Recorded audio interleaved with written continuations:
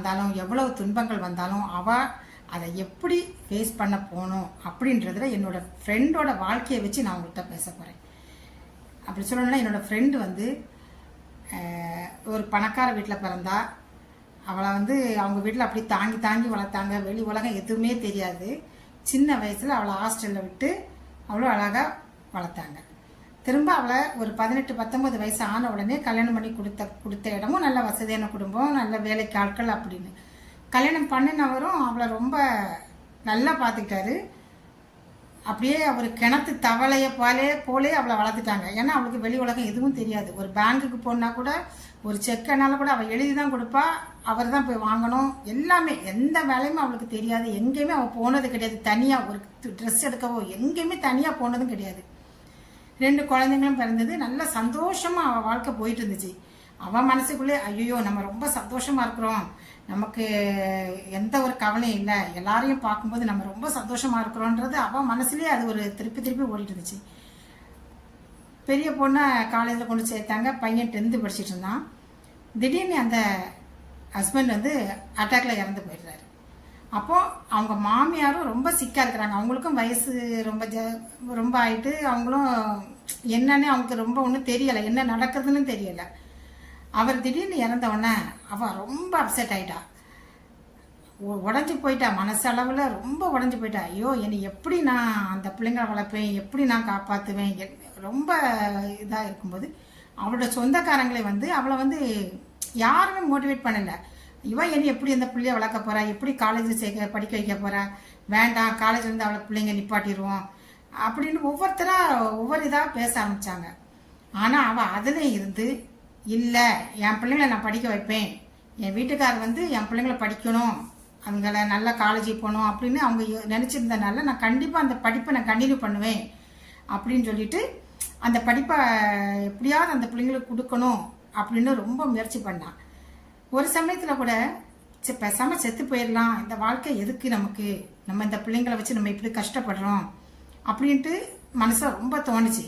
அந்த விஷயத்த கூட அந்த பையன்கிட்ட கேட்குறா, ஏடா வேண்டாம் அப்பாவும் இல்லை, பேசாமல் செத்து போயிடலாமா. அவன் பையன் சொன்னான், என்னம்மா நீங்கள் இப்படி சொல்கிறீங்க, நான் எண்ணிதானமா வாழணும், நீங்கள்லாம் வாழ்ந்துட்டீங்கல்லம்மா, வேண்டாம் நம்ம இருப்போம்மா அப்படின்னா. சரி இந்த பிள்ளைகளுக்காக நம்ம கண்டிப்பாக இருக்கணும் அப்படின்னு சொல்லிட்டு அவளுடைய வாழ்க்கையை அந்த பிள்ளைங்களுக்காக கொடுத்தா. ஒரு 2 மாதம் ஆகிருக்கும், அவன் மாமியாரும் இறந்து போயிட்டாங்க. அப்போ இந்த வீட்டில் அவ பையன் அவ மகா 3 பேர் தான். எந்த முடிவு எடுக்கனாலும் இவங்க 3 பேர் தான். இவங்கள படிக்க வைக்கணும், எல்லாமே இவளோட எதிர்காலமே. ஆனால் அவளுக்கு துணைக்கு அவளோட ஃப்ரெண்ட்ஸ் இருந்தாங்க.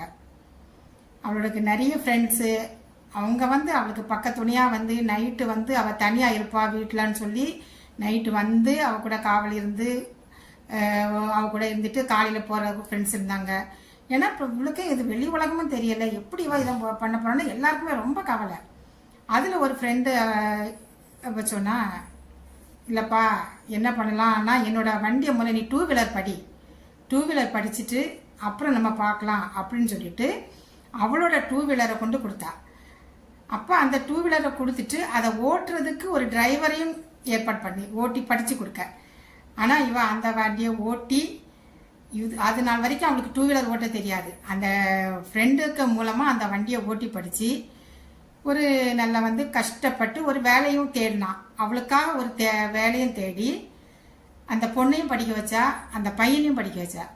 பொண்ணும் பிஇ முடிச்சு டிகிரி முடிச்சாச்சு, பையனும் படிக்க வச்சான். சரி பொண்ணுக்கு ஒரு நல்ல இடத்துல கல்யாணமும் பண்ணி வச்சாச்சு.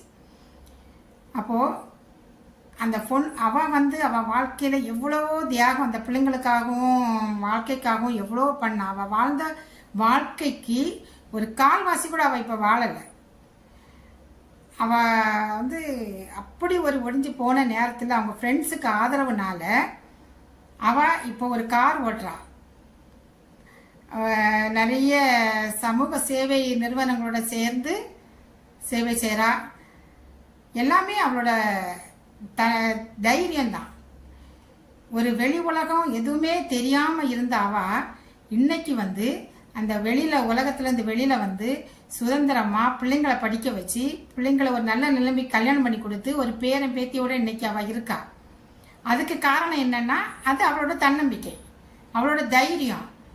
ஒரு கணவர் இறந்து அடுத்த 2 நாளே ஒரு டெத் சர்டிஃபிகேட் வாங்க போனோம். அதுக்கு கூட ஆள் கிடையாது. அவள் அந்த டெத் சர்டிஃபிகேட் வாங்குறதுக்கு அந்த வில்லேஜ் ஆஃபீஸில் அந்த ஹாஸ்பிட்டலில் அலைஞ்ச அலையல் அவளுக்கு தான் தெரியும். எதுக்கு ஹஸ்பண்ட் இறந்து இத்தனை நாளைக்குள்ள நீ எதுக்கு டெத் சர்டிஃபிகேட் எதுக்கு நீ அலையிறான்னு கேட்ட ஆட்கள் உண்டு. பொட்டு வைக்காத, எதுக்கு பொட்டு வைக்கிறா அப்படின்னு. ஆனால் ஃப்ரெண்ட்ஸ் விடலை. இல்லை நீ இப்போ பொட்டு வைக்கணும், எதுக்கு நீ பொட்டு வைக்காம இருக்கிறான்னுட்டு ஒரு பொட்டை கொண்டு வந்து என் பொண்ணு கையில் கொடுத்து முதல்ல உங்கள் அம்மா கையில் பொட்டை வை அப்படின்னு சொல்லி பொட்டை வைக்க வச்சாங்க. இப்போ பூ வைக்கிறா, எல்லாமே வைக்கிறா, எல்லாமே அவளோட உரிமை. அதை யாருமே அவளை இது பண்ணி பூ வைக்காத நீ பொட்டு வைக்காதன்ற, ஏன்னா அது பிறக்கும் போதே அது அவளோட வந்தது. கணவர் வந்து பூவும் கொடுக்கல, கணவர் வந்து பொட்டும் கொடுக்கல அவளுக்கு. சமுதாயத்தில் அவளை இப்போ என்ன பேசுறாங்க, பூ வச்சிட்டு இருக்கா, பொட்டு வச்சிட்டு இருக்கா, அங்கே போறா இங்கே போறா, அவ என்ன ஜாலியா இருக்கிறா, அவ என்ன சந்தோஷமா இருக்கான்னு. ஆனா ஒவ்வொரு நாளும் ஒவ்வொரு இரவும் அவ என்ன படுறா, எவ்வளவு வேதனைப்படுறா அப்படின்றது அவளுக்கு மட்டும்தானே தெரியும். வெளியில யாராவது அவளுக்கு கொண்டு சாப்பாடு கொடுக்குறாங்களா? இல்ல நீ ஒரு நாளைக்கு உனக்கு இங்க கையில ஒரு காசை வச்சுக்கிட்டு ஒரு 5 லட்சத்தை கொண்டு கொடுக்குறாங்களா? இல்லையே, எல்லாத்தையுமே அவ தானே ஃபேஸ் பண்றா. அப்ப வெளியில உள்ளவங்களுக்கு பேசுறதுக்கு என்ன தகுதி இருக்கு அவங்கள பற்றி? நமக்கு என்ன தகுதி இருக்கு அவளை பற்றி பேசுறதுக்கு? அவ இந்த சமுதாயத்துல எவ்வளவு போராட்டங்களை தாங்கிக்கிட்டு இந்த பிள்ளைங்களை படிக்க வச்சு அவ எப்படி அவ முன்னுக்கு கொண்டதுல ஒரு டீசெண்டா எந்த ஒரு தப்பு தண்டாவும் போகாம சமுதாயத்துல ஒரு நல்ல பெயரும் எடுத்து 2 பிள்ளைங்களையும் அவ படிக்க வச்சு இன்னைக்கு அந்த 2 பிள்ளைங்களையும் தலை நிமிர வச்சிருக்கான்னா அது அவளோட தைரியமும் அவளோட தன்னம்பிக்கை தானே. நீங்க யாருமே அவளுக்கு உதவி பண்ணலையே, உங்க சொந்தக்காரங்க யாருமே உதவி பண்ணலையே. ஒரு கஷ்டத்துக்கு எந்த சொந்தக்காரங்க அவளுக்கு இப்போ உதவி பண்ணீங்க? அவளுக்கு உதவி பண்ணதெல்லாம் அவளோட நண்பர்கள். ஏன்னா அவ சேர்த்து வைத்த சொத்து வந்து அவளோட நண்பர்கள் தான். இன்னைக்கும் 3 கை சொடக்கு போட்டு அவளுக்கு தேடி வர்றதுக்கு அத்தனை ஃப்ரெண்ட்ஸ் இருக்காங்க. ஆனா சொந்தக்காரங்க இல்லை. அப்ப அந்த சொந்தக்காரங்களுக்கு இவங்களை பற்றி பேசுறதுக்கு என்ன தைரியம் இருக்கு, என்ன உரிமை இருக்கு? அவங்கவுங்க வாழ்க்கை அவங்கவுங்க கையில தான் இருக்கு. அவ வாழ்க்கைய முடிவு பண்றது அவ. நீ உன் தம்பியோ அவளோட அம்மாவோ இல்லை. அவளுக்கு தெரியும் எப்படி என் வாழ்க்கையை கொண்டு போகணும், எப்படி என் பிள்ளைங்களுக்கு நான் அடுத்தது நான் பண்ணணும். அப்ப நீங்க ஏன் அவளோட வாழ்க்கையில தலையிடுறீங்க? உண்மையிலே கடவுள் வந்து அவளோட பக்கம்தான் இருப்பாரு. ஏன்னா ஜீசஸ் வந்து கண்டிப்பா விதவைக்கு ரொம்ப சப்போர்ட்டா பேசியிருப்பாரு. அதனால அவளுக்கு தைரியமும் பக்கத்து துணையுமா ஜீசஸ் இருக்கிறாரு. ஒவ்வொரு விஷயங்களுக்கும் ஒவ்வொரு இதுல அவ அவ்வளவு தைரியமா வந்து ஃபேஸ் பண்றா. ஆனா இன்னைக்கும் அவளை பற்றி குறை சொல்றவங்க 1000 குறை சொல்லிட்டு தான் இருக்காங்க. அவளை வந்து நீ எதுக்கும் லாய்க்கு இல்லை, உன்னால எதுவும் பண்ண முடியாது, நீ ஹஸ்பண்ட் இல்லை, எப்படி நீ இவ்வளோ தைரியமா நீ வெளி உலகத்துக்கு வாரா அப்படின்னு கேட்கறதுக்கும் ஆள் இருக்காங்க. ஏன் ஒரு சமயம் ஹஸ்பண்ட் இருந்தா இப்போ இருக்கிற நிலைமையை பார்த்து சந்தோஷப்படலாம்ல. நான் எப்படி இருந்தா வீட்டுக்குள்ள எதுவுமே தெரியாம வெளி உலகம் தெரியாம அவ எப்படி இருந்து இன்னைக்கு இவ்வளோ தைரியமா இந்த உலகத்துல யாரோட துணையும் இல்லாம அவ எப்படி சமாளிக்கிறா அப்படின்னு அவர் நினைச்சு சந்தோஷப்படலாம்ல. அவரோட ஆன்மா சந்தோஷப்படும், அவரோட மாமியார் ஆன்மா சந்தோஷப்படும், அவரோட மாமனார் ஆன்மா சந்தோஷப்படும். அவ யாரை பற்றியும் கவலைப்பட தேவையே இல்லை. யாருமே வேண்டாம். கஷ்டத்துல உதவி பண்ணாதவங்க எதுக்கு?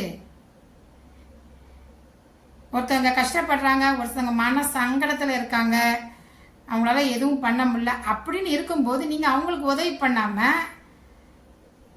நீங்க அவ அப்படி போறா நீ இப்படி போற இதை பற்றியே புறம் பேசி அவளை டீமோட்டிவேட் பண்ணி அவளை ஒரு மூலையில உட்கார வச்சு அதெல்லாம் எதுக்கு பண்றீங்க?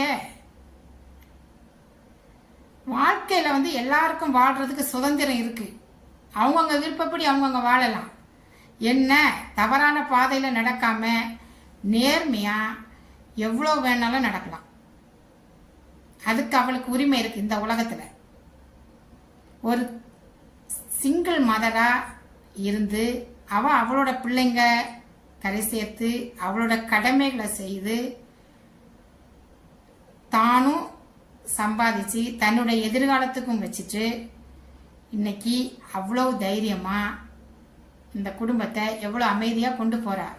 ஆனா இதை யாருமே எதிர்பார்க்கல. அவ குடும்பத்துல இருக்கிறவங்களும் அவங்க சொந்தக்காரங்களும் யாருமே எதிர்பார்க்கல. எல்லாரும் என்ன நினச்சாங்க, ஹஸ்பண்ட் இறந்துட்டா இவா இனிமேல் அவ்வளோதான், இவா இனி எங்கேயாவது மூளை முடுக்கில் இருப்பா, இவளை தலை நிமிந்திட மாட்டா, பிள்ளைய படிக்க வச்சிட மாட்டா அப்படின்னு சொன்னவங்க நிறைய பேர். என் கண்ணு முன்னாடியே அவங்க கண்ணு முன்னாடியே பேசினாங்க. நான் பக்கத்தில் இருக்கும்போது கூட அவங்க சொந்தக்காரங்க வந்து, எதுக்கு பிள்ளைங்க படிக்க வைக்கிற, நீ இனி போதும் 12th முடிச்சுட்டு ஏதாவது டைப் ரைட்டிங் கிளாஸ் விடு, கம்ப்யூட்டர் கிளாஸ் விடு போட்டும்.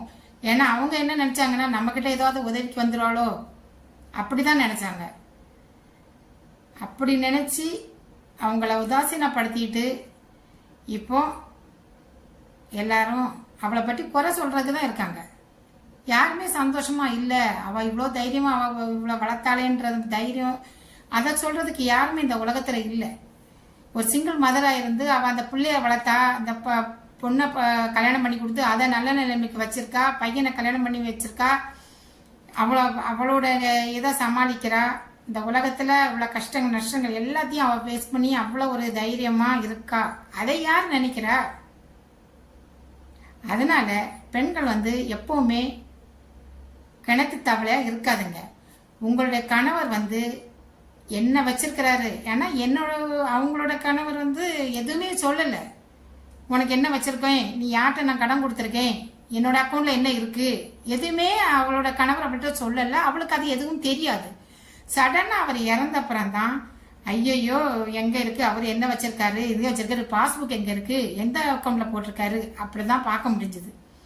அதனால பெண்கள் நீங்கள் என்ன பண்ணணும்னா, கண்டிப்பாக கணவர் வந்து யாருக்கு கொடுத்துருக்காரு, அவரோட அக்கௌண்ட்டில் என்ன, அவரோட வருமானம் என்ன, அவர் எங்கே வச்சிருக்கிறாரு, எங்கே சேவிங்ஸ் என்ன வச்சிருக்காரு, அதை கண்டிப்பாக நீங்கள் தெரிஞ்சு வச்சிருக்கணும். ஏன்னா இதெல்லாம் நிஜம், வாழ்க்கையில் நடக்கக்கூடியது, யதார்த்தம். எது அவரையெல்லாம் பார்த்துப்பாரு, எனக்கு ஒன்றும் தேவையில்லை. ஏன்னா என் ஃப்ரெண்ட் அப்படிதான் இருந்தா, ஐயோ எல்லாம் அவர் பார்த்துப்பாரு, எனக்கு ஒன்றும் தேவையில்லை, எல்லாமே அவர் செய்வார். ஆனால் ஒரு கஷ்டம் வரும்போது எங்கே இருக்கு, ஐயோ அந்த பேங்க் அக்கௌண்ட் எங்கே இருக்கு, இல்லை இவர் யார்கிட்ட, அப்புறம் நான் உட்காந்துருக்கேன் அவ கூட ஒருத்தர் வந்து ஒரு 5 லட்சம் ரூபாய் கையில் கொடுக்குற, எம்மா உங்கள் வீட்டு அவர் நல்லவர், அவர் தந்துட்டு போனாரு, அதனால நான் அதை அந்த காசு வந்து எனக்கு ஒட்டாது அப்படின்னு சொல்லி அவள் கையில் அதை கொடுக்குறாரு. அப்போ அவளுக்கே சொல்கிறா, ஐயோ எனக்கே தெரியாது இது எப்போ கொடுத்தாரு, அப்போ இதை மாதிரி எவ்வளோ காசு கொடுத்துருப்பாரு. ஆனால் உண்மையிலே நீங்கள் இதெல்லாம் கண்டிப்பாக தெரிஞ்சு வச்சிருக்கணும். ஏன்னா அடுத்த நிமிஷம் என்ன நடக்குன்னே நமக்கே தெரியல. இப்போ இருக்கிறோம், நாளைக்கு நம்ம இருக்கிறோமா இல்லையா, இல்லை அடுத்த நிமிஷம் நம்ம இருக்கிறோமா இல்லை. அப்போ இந்த வாழ்க்கை வந்து அவ்வளோ இதாக தான் போயிட்டு இருக்கு. அப்போ நம்ம ஒவ்வொரு நாளும் நம்ம சந்தோஷத்துக்காக நம்ம கொஞ்சம் நேரம் செலவிடுவோம். ஏன்னா பிள்ளைங்க அவங்க பாட்டை பார்த்துப்பாங்க, அவங்களுக்கு எதிர்காலம் இருக்குது, அவங்க பார்த்துப்பாங்க. நீங்கள் என்ன பண்ணணும், நம்ம என்னென்னா நம்ம சந்தோஷத்தை பார்த்துப்போம். ஏன்னா நம்ம இனி வாழ்க்கை வந்து ஒரு ஸ்டேஜ் ஆன பிறகு நமக்கு அவ்வளோதான், இனி நம்மளால உடலால் நடக்க முடியலை, எவ்வளோ கஷ்டங்கள் உடலாலும் மனதாலும் எவ்வளோ கஷ்டங்கள் இருக்கனால இப்போ நமக்கு எவ்வளோ நமக்கு என்ஜாய் பண்ண முடியுமோ, வாழ்க்கையை எவ்வளோ அனுபவிக்க முடியுமோ அனுபவிப்போம். ஒரு சினிமாவுக்கு போகலாம், ஒரு தேட்டருக்கு போகலாம், ஒரு ட்ராவல் பண்ணுங்க. என்னோடய ஃப்ரெண்டுக்கு ட்ராவலிங்னா ரொம்ப பிடிக்கும், எங்கே வேணாலும் ட்ராவல் பண்ணிகிட்டே இருப்பா. திடீர்னு அங்கே போகிறேன், இங்கே போகிறேன், காஷ்மீர் போகிறேன், டெல்லி போகிறேன், மேகாலயா போகிறேன். ஏன்னா அவளுக்கு ட்ராவலிங் பிடிக்கும். ஏன்னா பிள்ளைங்களாம் கிளம்புனா செட்டில் ஆகியாச்சு. அதனால கண்டிப்பாக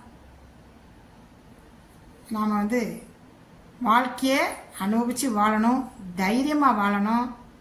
எந்த ஒரு பிரச்சனையும் ஃபேஸ் பண்ணி நல்ல ஒரு நிலைமையாக தைரியமாக இருக்கணும். பெண்களுக்கு வந்து தைரியம் முக்கியம் இந்த வாழ்க்கையில். இப்போ உள்ள வாழ்க்கையில் என்ன ஒரு கஷ்டம் வந்தாலும், என்ன ஒரு இது வந்தாலும் தைரியமாக நின்று அந்த கஷ்டத்தை நீங்கள் ஃபேஸ் பண்ணுங்கள். வாழ்க்கை உங்கள் கையில், ஒவ்வொரு நிமிஷமும் அனுபவித்து வாழுங்க. ஏன்னா போன காலம் நமக்கு திரும்ப வராது. இப்போ இருக்கிற காலத்தை நாம் எவ்வளோ தூரத்துக்கு நம்ம கொண்டு போக முடியுமோ அவ்வளோ தூரத்துக்கு கொண்டு போவோம். ஓகே ஃப்ரெண்ட்ஸ், என்னோட மோட்டிவேஷன், என்னோட ஸ்பீச், என்னோட ஃப்ரெண்டோட கதை உங்களுக்கு பிடிச்சிருந்துன்னா என்னோட சேனலை லைக் பண்ணுங்கள், சப்ஸ்கிரைப் பண்ணுங்கள். மீண்டும் என்ன ஒரு டாப்பிக்கில் உங்களை சந்திக்கிறேன். நன்றி, வணக்கம்.